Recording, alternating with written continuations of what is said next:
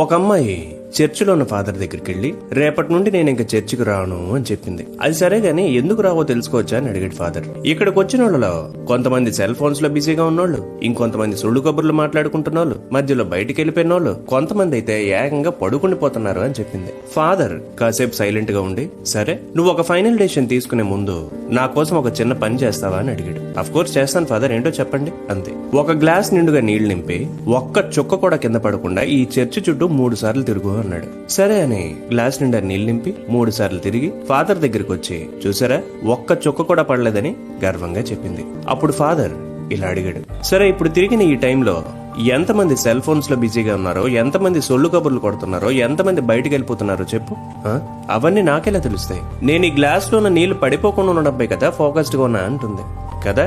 అలాగే నువ్వు చర్చిలో ఉన్నప్పుడు కూడా నువ్వు అసలు చర్చికి ఎందుకు వచ్చావనే దానిపై మాత్రమే నీ ఫోకస్ ఉండుంటే ఎవడేం చేస్తున్నాడనేది నీకు అసలు ఫరకే పడదుగా. ఇదే ఫార్ములా నీ లైఫ్ లో దేనికైనా వర్తిస్తుంది.